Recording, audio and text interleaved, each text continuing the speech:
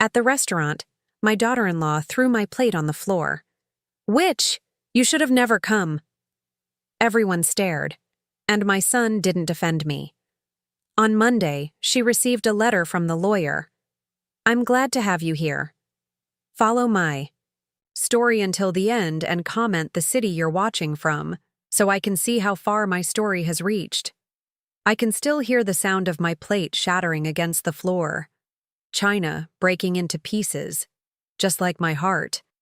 The entire restaurant went silent, all eyes turning to our table. Harlow stood over me, her face twisted with disgust, while Carlton, my only son, just sat there, eyes fixed on his napkin. "Mom, maybe you should go," he finally mumbled, still not looking at me. 60 years old, and I'd never felt so small. I had been so excited about this dinner. It was my birthday, and Carlton had actually called to invite me. After months of unanswered calls and brief, hurried conversations, I thought things were finally changing. I spent hours getting ready, putting on my best dress, the pearl necklace Robert had given me before he passed away 5 years ago. I arrived at Bellini's, a fancy Italian restaurant I couldn't really afford, clutching a small photo album I'd put together. Pictures of Carlton growing up. I thought we might look through it together over dessert. Silly me, the tension was palpable from the moment I sat down. Harlow barely acknowledged my presence, typing furiously on her phone. Carlton seemed nervous, constantly checking his watch. Still, I tried. God knows I tried. "How are the children?" I asked, desperate to hear about my grandchildren. I hadn't seen them in almost 8 months. "They're fine," Harlow snapped, not bothering to look up from her phone. I persisted, smiling through the pain. "I brought a little gift for Emma's birthday next week. I hope she'll like it." That's when Harlow finally looked at me, her eyes cold as ice. "We already told you, Bessie. Emma has too many toys. She doesn't need your cheap trinkets." Carlton shifted uncomfortably. "Harlow, please." "No, Carlton. I'm tired of her trying to buy our children's affection when she was such a terrible mother to you." I felt like I'd been slapped. I don't understand," I whispered. "You never do you?" Harlow continued, her voice getting louder. "Always. Playing the victim. Poor Bessie, all alone in that big house. Maybe if you hadn't been so controlling, Carlton wouldn't have needed therapy." Therapy? This was the first I'd heard of it. I looked at my son, confused and hurt. "Carlton?" He wouldn't meet my eyes. "It's nothing, Mom." "It's not nothing," Harlow insisted. "Tell her how she ruined your childhood. Tell her how she never let you be your own person." The waiter arrived with our food, awkwardly placing plates in front of us as Harlow continued her tirade. I sat frozen, unable to process what was happening. When the waiter left, I tried to reach for Carlton's hand. "Honey, I don't know what—" That's when Harlow snapped. She stood up, grabbed my plate of pasta and threw it to the floor. "You witch! You should never have come!" The crash silenced the entire restaurant. I felt the eyes of strangers burning into me as sauce splattered across my dress and shoes. "Carlton!" I pleaded, my voice breaking. "Carlton, please!" But my son, the little boy I'd raised alone after Robert died of cancer when Carlton was just 12, the boy I'd worked 3 jobs to put through college, just sat there, silent, ashamed, not of Harlow, but of me. I grabbed my purse, hands trembling, so badly I could barely stand. "I'm sorry to have ruined your evening," I managed to say, dignity the only thing I had left. Then I walked out, head held high despite the tears streaming down my face. In the parking lot, I sat in my car and sobbed. Through the restaurant window, I could see them continuing their meal as if nothing had happened, as if I had never been there at all. I drove home to the house Robert and I had bought 40 years ago, the house where Carlton took his first steps, where he had his first kiss on the porch, where he'd told me he was going to marry Harlow. The house that suddenly felt too big, too empty, too full of ghosts. I didn't sleep that night. Instead, I sat in Robert's old armchair, surrounded by photo albums and memories, trying to understand where I'd gone wrong. Had I been controlling? Had I ruined Carlton's childhood? The questions haunted me until dawn. By morning, something had shifted inside me. The tears had dried, leaving behind a clarity I hadn't felt in years. I picked up the phone and called a number I hadn't used in a long time. James? It's Bessie Hartman. I need your help.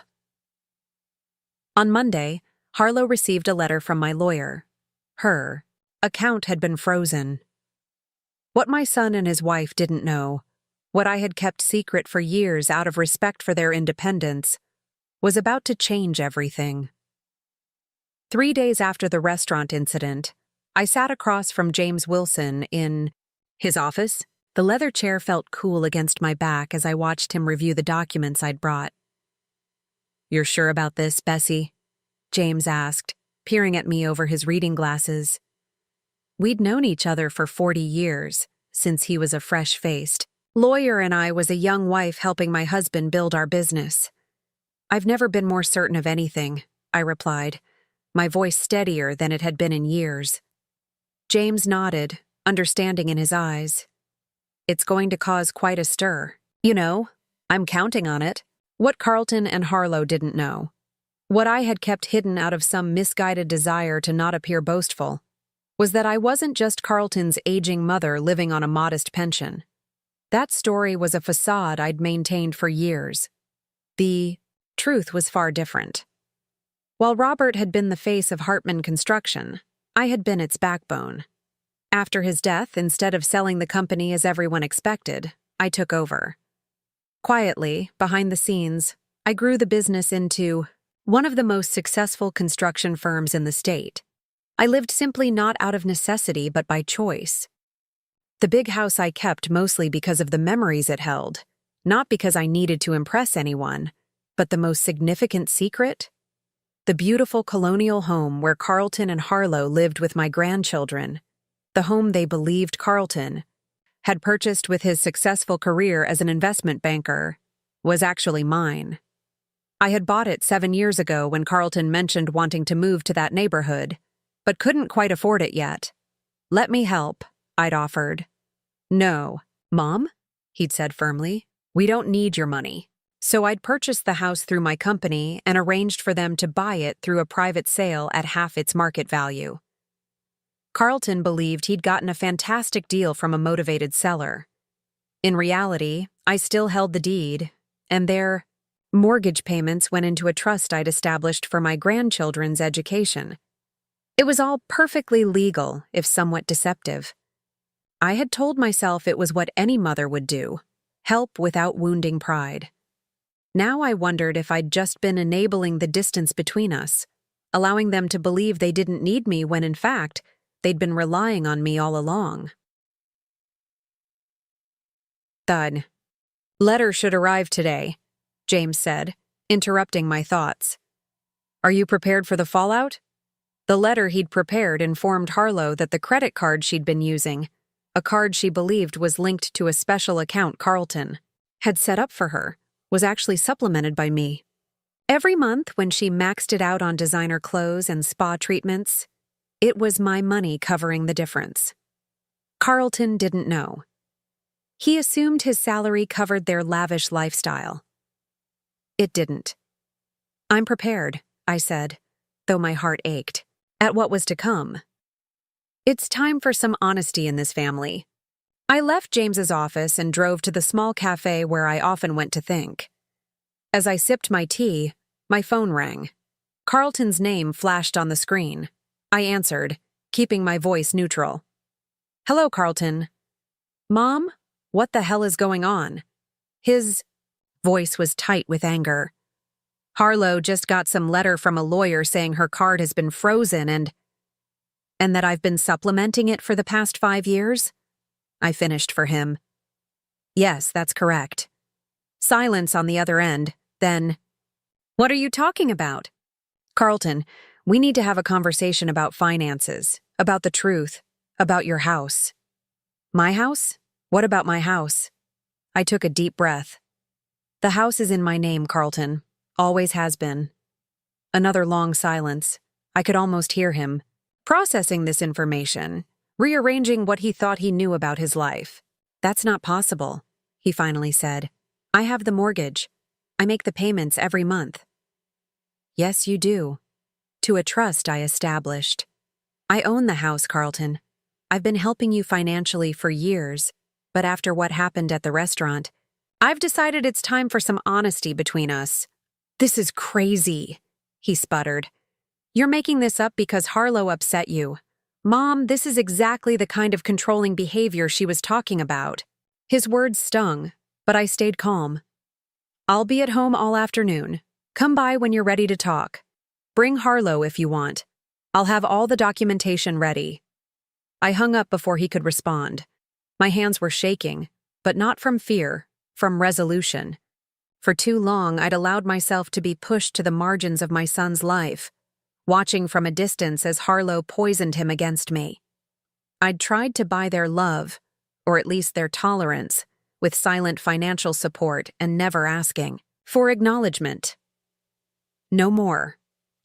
2 hours later, my doorbell rang. I opened it to find Carlton standing there alone, his face a storm of confusion and anger. Prove it, he demanded, pushing past me into the house. I led him to the dining room where I'd laid out all the documents. The deed to their house, bank statements showing my monthly supplements to Harlow's spending, tax records proving I still owned Hartman Construction. I don't understand, Carlton whispered as he flipped through the papers. Why would you hide this from me? From us? I sat down across from him, suddenly feeling every one of my 60 years. Because you made it clear you didn't want my help, I said softly. But you needed it, and I just wanted to be part of your life, even if you didn't know it. Carlton looked up at me, and for a moment, I saw the little boy who used to run to me with skinned knees and broken toys, trusting me to fix everything. Does Harlow know? He asked. No. The letter was the first she's heard of it. He ran his hands through his hair, a gesture so like his father it made my heart ache. She's furious. She thinks you're trying to punish her for what happened at the IHE restaurant. And what do you think?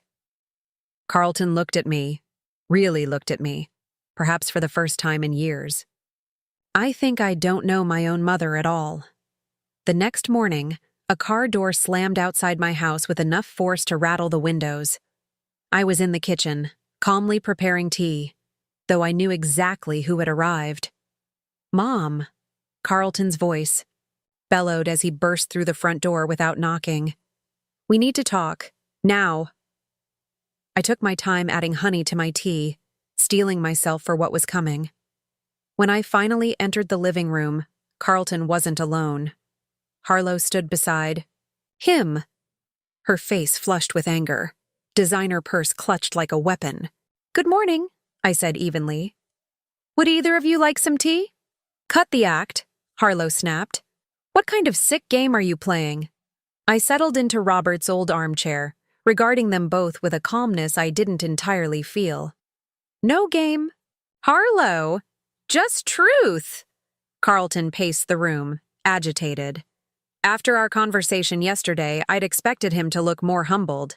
Instead, he seemed reinvigorated with anger. You can't just freeze Harlow's accounts, he insisted. Do you have any idea how embarrassing it was for her when her card was declined at Nordstrom? In front of everyone? I almost laughed. Is that really what concerns you most right now? Embarrassment at a department store? You're trying to control us, Harlow interjected. Just like you've always tried to control Carlton. He told me all, about his childhood, how you suffocated him after his father died. I set my teacup down, the gentle clink against the saucer a stark contrast to the tension in the room. Is that what you believe, Carlton? That I suffocated you? He stopped pacing, his hands curling into fists. You never let me make my own decisions. Every time I wanted to do something, play football, go away for summer camp, even my choice of college, you had to weigh in. I weighed in because I was your mother, I said quietly. A single mother trying to raise a son and run a business after her husband died. I wasn't perfect, Carlton. Far from it. But everything I did was out of love for you. Love? Harlow scoffed. If you loved him, you wouldn't manipulate him like this. I fixed my gaze on her. Like what, exactly? By helping you maintain a lifestyle you can't afford? By giving you a house you couldn't otherwise live in? We don't need your money, Carlton insisted. I make more than enough. No, you don't, I interrupted, surprising even myself with my directness. Carlton, your salary is substantial, but not enough for the way you and Harlow live. The house alone would consume nearly 70% of your take-home pay if you were actually paying market rate for it. I reached for a folder on the side table and handed it to him. These are your financial records for the past 5 years. The withdrawals, the credit card bills, the investments that somehow never seem to mature. He reluctantly took the folder, his hands shaking slightly as he opened it. This is an invasion of privacy, Harlow sputtered, but I could see the fear behind her indignation. Perhaps, I acknowledged, but sometimes the truth needs to be invasive to be heard. Carlton flipped through the pages, his expression shifting from anger to confusion. This can't be right. We don't spend this much on. What is luxury boutique? Services? Harlow quickly moved to close the folder. It's nothing. Your mother is obviously making things up to come between us. Am I? I asked softly. Carlton, I've known for years that Harlow has been manipulating you. I stayed silent because I didn't want to lose you completely. Every time I tried to get close, she found a way to push me further away. Made up stories about things I supposedly said or did. That's not true! Harlow's voice rose to a near shriek. Remember when you thought I refused to attend Emma's christening? I was never invited. Or when you believed I criticized your parenting at Thanksgiving? I wasn't even there. Carlton looked between us, doubt clouding his features. Mom, Harlow wouldn't. She would and she did, I continued firmly. And I let it happen, because I was afraid that if I confronted her, I'd lose any chance of seeing you or my grandchildren. So instead, I helped silently. I bought your house. I supplemented your income. I kept your lifestyle afloat while Harlow systematically cut me out of your lives. Harlow grabbed Carlton's arm. She's lying. She's always been jealous of me, of us. She can't stand that you chose me over her. I couldn't hold back a sad laugh. Oh, Harlow, it was never a competition. At least, it shouldn't have been. Carlton shook off Harlow's grip, a new wariness in his eyes as he looked at his wife. What is luxury boutique services? He repeated. Harlow's cheeks flushed darker. Just some spa treatments. You know I need to look my best. I stayed silent, letting the moment unfold. Carlton turned to a specific page in the folder, his finger tracing down a column of figures. $15,000 in spa treatments? In 1 month? His voice was incredulous. There's a very exclusive retreat in Arizona, I supplied quietly. They're known for their discretion and their plastic surgery. The color drained from Harlow's face. You spied on me? No. I review all financial transactions related to my accounts. The credit card you've been using is linked to me, remember? I simply read the statements. Carlton turned to another page, his movements becoming more frantic. What about these withdrawals? 10,000 here, 15,000 there. I don't know what those are for, I admitted. Perhaps Harlow can explain. The tension in the room was palpable as Carlton turned to his wife, questions in his eyes. For a moment, Harlow looked trapped, cornered. Then her expression hardened. This is ridiculous, she declared. I'm not going to stand here and be interrogated by a bitter old woman who can't accept that her son has moved on. She grabbed her purse and headed for the door, pausing only to look back at Carlton. Are you coming? Carlton stood frozen, the folder still in his hands, clearly torn. She's using money to manipulate you, Carlton, Harlow insisted, just like she always has. Don't let her come between us. I remained seated, my heart pounding. This was the moment, the precipice. Would Carlton see the truth, or would he once again choose the carefully constructed reality Harlow had built? He looked at me, and for the first time in years, really saw me. Not the controlling mother Harlow had convinced him I was, but the woman who had sacrificed everything for him. Mom, he began, his voice uncertain. It's your choice, Carlton, I said softly. It always has been. Harlow's face contorted with fury. If you stay here with her, don't bother coming home. The ultimatum hung in the air like a thundercloud. Carlton looked at the folder in his hands, then at his wife, then back at me. I need time to think, he finally said, his voice barely above. A whisper. Harlow's laugh was bitter. Unbelievable! She's done it again! She stormed out, the door slamming behind her with enough force to shake the house. Carlton and I were left alone, the weight of decades of misunderstandings and manipulations heavy between us. I never wanted it to come to this, I said quietly. Then, why did you? He asked, sinking onto the couch, suddenly looking exhausted.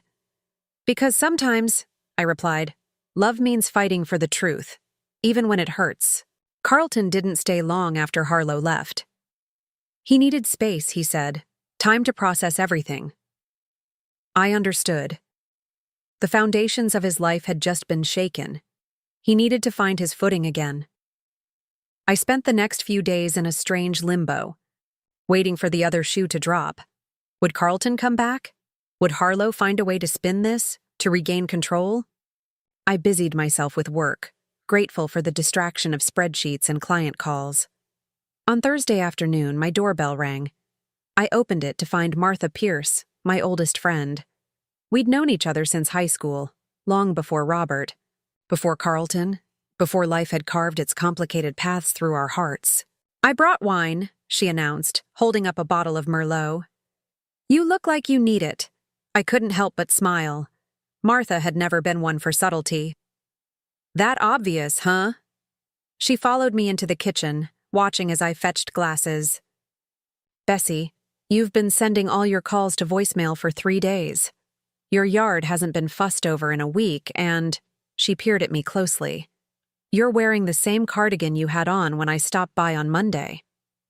I glanced down at myself. She was right. So, she continued, pouring generous glasses for both of us, are you going to tell me what's going on, or do I have to drag it out of you? I sighed, taking a sip of wine before launching into the whole sordid tale, the restaurant. The revelation about the house and finances, the confrontation with Carlton and Harlow. Martha listened without interruption, her expression growing increasingly troubled. Oh, Bessie, she said when I finished. I knew things were strained with Carlton, but I had no idea it had gotten this bad. Neither did I, really, I admitted. I've been so busy trying to stay in their lives that I didn't see how toxic it had become. Martha took a thoughtful sip of her wine.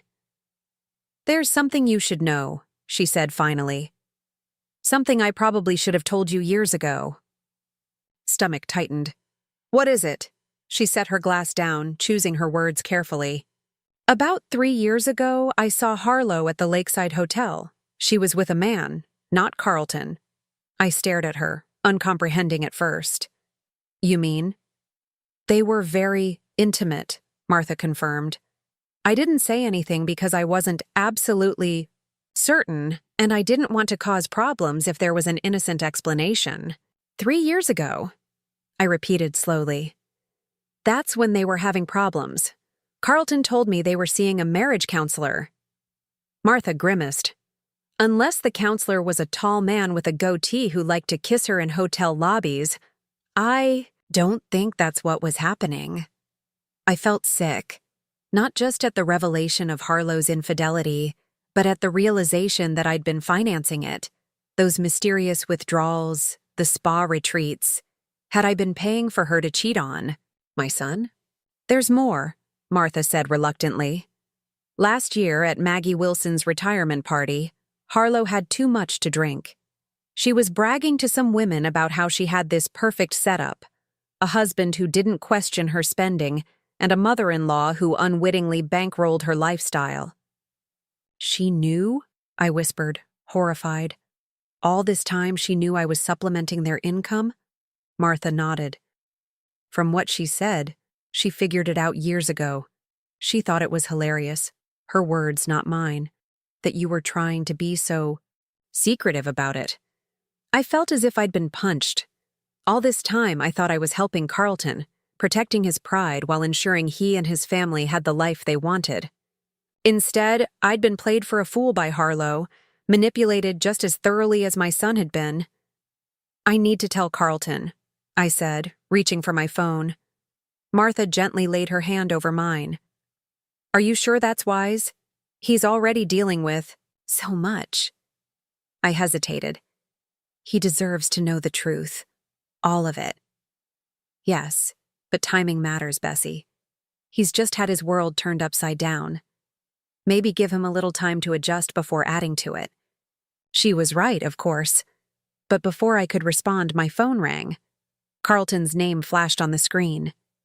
It's him, I told Martha, my heart racing as I answered. Carlton? Is everything all right? His voice was tight, controlled in a way that immediately worried me. I need to see you. Can I come over? Of course, I said. I'm home now. I'll be there in 20 minutes. He hung up without saying goodbye.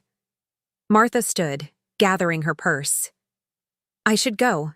This sounds like a conversation. You two need to have alone. I walked her to the door, grateful for her friendship, but dreading what was to come. Thank you, Martha, for the wine and for the truth. She squeezed my hand. Call me later. And Bessie? Be gentle with him. Finding out your life isn't what you see. Thought it was. That's a hard pill to swallow. Carlton arrived exactly 20 minutes later, his face drawn and pale. He looked like he hadn't slept in days. Come in, I said, stepping aside. Can I get you anything? Coffee? Something stronger? Nothing, he replied, moving past me into the living room. He paced for a moment, then turned to face me, his expression unreadable. I found something, he said, his voice oddly flat. He pulled an envelope from his jacket pocket and handed it to me. Inside were bank statements, not the ones I'd shown him before, but others. Account numbers I didn't recognize, transactions to places I'd never heard of. One name jumped out. Bahamas Private. Banking Limited, what is this? I asked, though a sinking feeling told me I already knew. Harlow has a secret account, Carlton said, his voice cracking slightly. She's been transferring money, our money, into it for years, over $300,000. I sat down heavily, the statements clutched in my hand. Oh, Carlton. I'm so sorry, he laughed, a bitter sound that held no humor. You're sorry? I'm the one who should be apologizing. You tried to tell me and I wouldn't listen. I believed her lies about you because it was easier than facing the truth. Which is? That I married someone who never loved me, he said simply. Someone who saw us, as nothing but a means to an end. I wanted to comfort him, to tell him that surely it wasn't that bad. But I couldn't bring myself to lie. Not now, when truth was finally breaking through. There's more, he continued, sitting down across from me. I hired a private investigator. My eyes widened. Carlton, that's necessary, he finished firmly. I needed to know how deep this went. And Mom, his voice broke. It's worse than I thought. The investigator had uncovered not just the affair Martha had witnessed, but multiple relationships over the years. Harlow had been systematically stealing from us, building her nest egg while planning her escape. She was going to leave, Carlton said, his voice hollow. The investigator found emails. She and this man she's been seeing, they were planning to take the kids and move to the Bahamas once she'd squirreled away enough money. I reached for his hand, and to my surprise, he let me take it. "The children," I said softly. "How are they?" Confused. Harlow told them I'm on a business trip. His eyes filled with tears. I haven't figured out how to tell them that their mother has been lying to all of us. We sat in silence for a moment, the weight of everything pressing down on us. Finally, Carlton spoke again, his voice stronger. "I've been such a fool, Mom, and not just about Harlow." He squeezed my hand. "I let her convince me that you were the enemy, that you were controlling and manipulative, when all along it was her." "We were both deceived," I said gently. He shook his head. "No, I should have seen it. The way she isolated me from you, from my friends, the way she always had an explanation for everything, the missing money, the late nights, the constant criticism of you. I wanted so badly to believe we had this perfect life that I ignored all the signs it was falling apart. I wanted to tell him it wasn't his fault, but I knew he needed to work through this himself. Instead, I asked, "What will you do now?" Carlton straightened, a resolve settling over his features that reminded me so much of Robert it made my heart ache. "I've frozen all our accounts. I've contacted a lawyer, not just about a divorce, but about pressing charges for the theft. And, Mom," he hesitated, "I need to ask you a huge favor." "Anything," I said, and meant it. "Can the kids and I stay here for a while? Just until I figure things out?" For the first time in years, I felt hope flutter in my chest. "Of course you can. This is your home too. It always has been." Later that night, after Carlton left to pack some things for himself and the children, I stood in my kitchen, looking out at the backyard where he used to play. So much had changed. So much pain had been inflicted. But maybe, just maybe, from these broken pieces, we could build something new. Something honest. My phone buzzed with a text from Martha. "Everything." "Okay," I thought for a moment before replying, "No, but I think someday it might be." 2 weeks later, my quiet house had transformed into a home again. The sound of children's laughter filled rooms that had been silent for too long. Emma, 7, and Jacob, 5, brought a chaotic energy that both exhausted and invigorated me. "Grandma, watch this," Jacob called, executing a wobbly somersault in the living room. "Very impressive," I applauded, though my heart skipped a beat as he narrowly missed the coffee table. "Maybe we should practice outside next time." Carlton appeared in the doorway, looking more rested than he had in days. "Jacob, what did we say about acrobatics in the house?" My grandson sighed dramatically. "That we save them for the backyard." "Exactly. Why don't you and Emma go see if the sprinkler is still on? It's hot enough. The children didn't need to be told twice, racing outside with whoops of excitement. Carlton collapsed onto the couch beside me. "I don't know how you did it, raising me alone all those years." I smiled, patting his hand. "One day at a time. Sometimes 1 minute at a time." He nodded, staring out the window where his children were now running through the sprinkler, their delighted screams carrying through the open windows. "The divorce papers are filed," he said quietly. "Harlow's lawyer reached out yesterday." "What does she want?" "Everything," he said with a mirthless laugh. "The house, custody of the kids, alimony. She's claiming I turned you against her and that you're using your financial position to punish her." I shook my head, unsurprised. "And what did your lawyer say?" "That she doesn't have a leg to stand on." The financial records clearly show she was stealing from us. Plus, he hesitated, then continued. The private investigator found more evidence of affairs. Multiple affairs, Mom, going back years. I squeezed his hand, saying nothing. Some wounds were still too fresh for platitudes. I just keep thinking about all the signs I missed, he continued. All the times I defended her to you, convinced she was right and you were trying to control our lives. I was so blind. We see what we want to see sometimes, I replied gently. Especially when it comes to people we love. He looked at me, really looked at me. Perhaps for the first time in years. I'm sorry, Mom, for everything. For believing her lies about you, for shutting you out, for the way she treated you at the restaurant. You don't need to apologize. Yes, I do, he insisted. I was wrong. And I've spent too many years letting Harlow come between us. I felt tears sting my eyes. Well, we're here now. That's what matters. Outside, Emma let out a particularly loud shriek as Jacob aimed the sprinkler directly at her. Carlton smiled, a genuine smile that reached his eyes. They've missed you, he said. Even though Harlow limited their time with you, they've always talked about Grandma Bessie and her cookies and her stories. My heart swelled. They're remarkable children. They are, he agreed, and they deserve better than what they've had. A mother who was more interested in her social standing than their happiness. A father who was too wrapped up in maintaining appearances to see what was happening right in front of him. You're being too hard on yourself, I said firmly. You're a good father, Carlton. Look at how you've handled all this, protecting them, keeping their routine as normal as possible despite everything falling apart.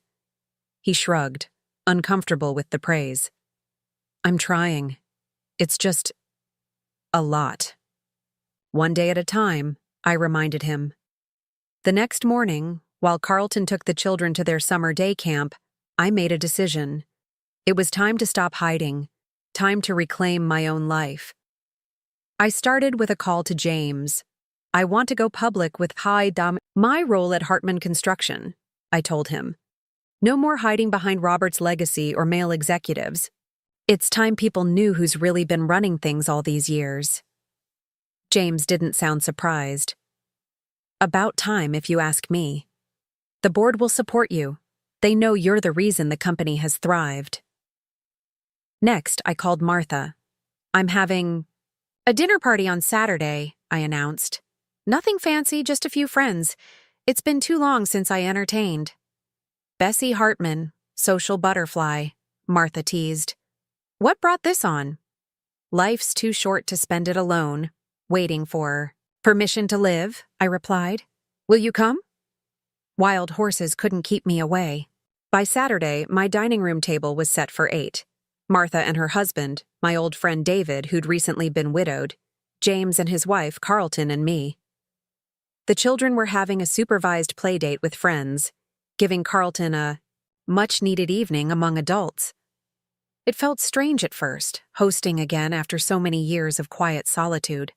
But as wine was poured and conversation flowed, I felt something inside me unfurling, like a flower too long kept in the dark. To new beginnings, James toasted, raising his glass. And old friends, I added, looking around at the faces of people who had known me, the real me, all along. Later, as we moved to the living room for coffee, David sat beside me on the sofa. It's good to see you like this, Bessie, he said, his voice warm. Reminds me of the dinner parties you and Robert used to throw. You always had a gift for bringing people together. I smiled, touched by the memory. It's been too long. Life gets in the way sometimes, he agreed. After Margaret died, I couldn't bear the thought of socializing. But eventually, I realized she wouldn't have wanted me to stop living. That's exactly it, I said softly. I've been existing, not living. Trying so hard to stay connected to Carlton that I lost touch with everything else that makes life worthwhile. David nodded. understanding in his eyes. Well, if you're looking to make up for lost time, there's a symphony performance next weekend. I happen to have an extra ticket. I felt a flutter of something I hadn't experienced in years. Anticipation, possibility. I'd like that. Across the room, I caught Carlton, watching us, a small smile playing at his lips. When our eyes met, he gave me a subtle nod of approval. Later that night, after everyone had gone and the house was quiet again, Carlton found me in the kitchen, washing the last of the dishes. "I can't remember the last time I saw you laugh like that," he said, picking up a towel to dry. "It's been a while," I admitted. "I'm glad, Mom. You deserve to be happy." He paused, then added, "David seems nice." I felt my cheeks warm. "He's just an old friend." Carlton hummed skeptically. "An old friend who couldn't take his eyes off you all evening." I swatted him with a dish towel. "Stop it. We're both too old for that sort of thing." "You're never too old for connection," he said, suddenly serious. "That's one thing this whole mess with Harlow has taught me. Life's too short to spend it with people who don't value you." I nodded, understanding completely. "When did you get so wise?" "I had a good teacher," he replied, bumping my shoulder affectionately. Even if I was too stubborn to listen for a while. As I climbed into bed that night, I felt different, lighter somehow, as if I'd set down a heavy burden I'd been carrying for years. The constant worry about Carlton, the fear of being completely cut out of his life, the careful dance of trying to help without being seen as interfering, all of it had consumed me for so long. Now, for the first time in years, I was thinking about my own life again, my own happiness, not just as Carlton's mother or Robert's widow or the secret CEO of Hartman Construction, but as Bessie, a woman with her own desires, her own future. The next morning, I woke early and did something I hadn't done in years. I drove to the small lake outside town where Robert and I used to picnic when we were first married. I sat on the weathered bench that overlooked the water, watching the sunrise paint the sky in shades of pink and gold. "I think I'm finally ready to move forward," I whispered, feeling Robert's presence in the gentle breeze that rustled the leaves. "To build something new." As if in answer, my phone chimed with a text from Carlton. "Kids want to know if Grandma's making pancakes this morning." I smiled, typing back, "On my way home now. Tell them to get the blueberries ready." Home. It was home again, filled with laughter and love and possibilities I hadn't dared to imagine just a few weeks ago, and I was ready for all of it. 6 months can change everything. As autumn gave way to winter, the transformation in our lives continued, each day bringing new challenges and unexpected joys. The divorce proceedings dragged on, with Harlow fighting every step of the way. Her initial demands had given way to increasingly desperate tactics as her position weakened. When the evidence of her affairs and financial misconduct became impossible to deny, she changed strategies, suddenly casting herself as a victim of a controlling husband and a manipulative mother-in-law. "She's claiming emotional abuse now," Carlton told me one evening after the children were in bed. "Says I isolated her and monitored her spending."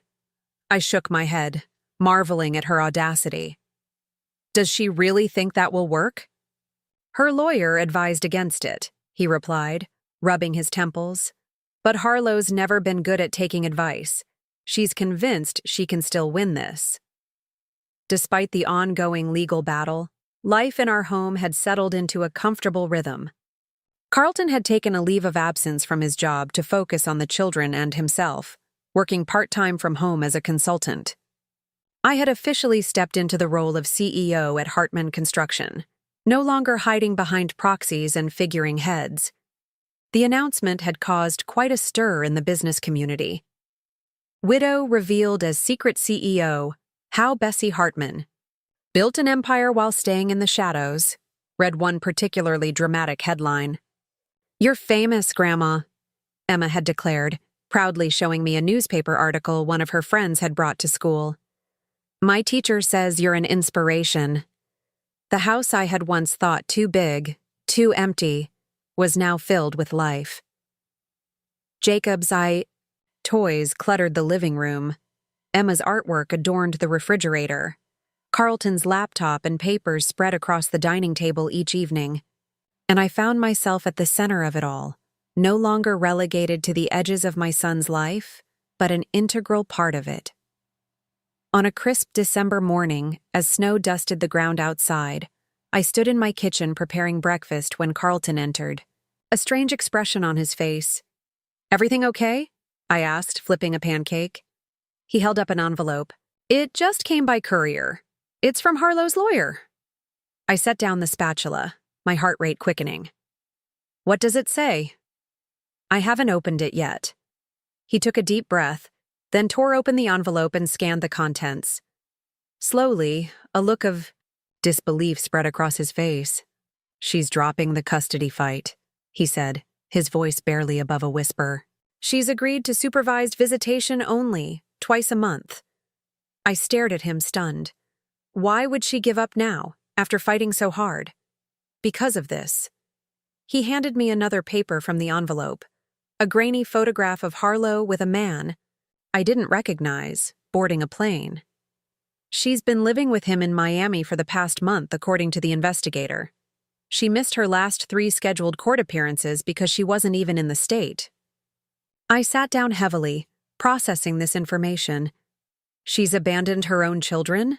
Carlton nodded, a complex mix of emotions crossing his face. Relief, anger, sadness. "The lawyer says she's willing to sign over all parental rights in exchange for a lump sum payment and an agreement that I won't press criminal charges for the financial theft. Are you going to agree?" He ran a hand through his hair, conflicted. Part of me wants to see her face consequences for what she did, but another part just wants this over with, for the kids' sake. I reached across the table to squeeze his hand. "Whatever you decide, I'll support you." In the end, Carlton chose peace over retribution. The settlement was finalized 2 weeks later. Full custody to Carlton, a reasonable payment to Harlow that was far less than she'd initially demanded, and the sale of the house they had shared. "What will you do with the money from the house?" I asked as we signed the final paperwork at James's office. "Put it in a trust for the kids," Carlton replied without hesitation. "It's their future, not mine." James smiled approvingly. "I can help set that up. And Bessie, now that this is settled, we should discuss your estate planning as well." I nodded, a decision I'd been contemplating for months finally crystallizing. "Yes, there are changes I want to make." That evening, while the children played, in the backyard, Carlton and I sat on the porch watching them, mugs of hot chocolate warming our hands against the winter chill. "I've been thinking," he said, breaking a comfortable silence. "We should move out, find our own place." I felt a pang of disappointment, though I tried not to show it. "Oh, well, of course, if that's what you want. This arrangement was always meant to be temporary." "No, Mom, you misunderstood," he clarified quickly. "I meant we should all move. Together. This house, it's full of memories, but maybe it's time for a fresh start. Somewhere new for all of us." I looked at him in surprise. "You want us to continue living together?" He nodded, suddenly looking uncertain. "Unless you'd rather have your space back? I know we've invaded your quiet life pretty thoroughly." "Invaded?" I laughed, the word so at odds with how I felt. "Carlton, having you and the children here has been the greatest joy of my life. I was just afraid you might want more independence." "We've had enough separation in this family," he said firmly. "Emma and Jacob adore you. And honestly, I don't know what I would have done these past months without you. We're a team now." Tears pricked my eyes, but they were tears of happiness. "I'd love that. A new home for all of us."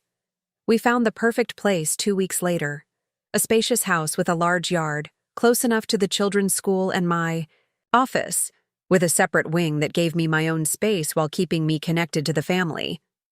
Carlton insisted on paying half, using his consulting income. "It's not about pride anymore," he explained when I tried to wave away his contribution.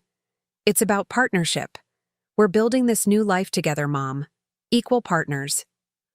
The day we signed the papers for the new house, I finalized another important document with James, my new will.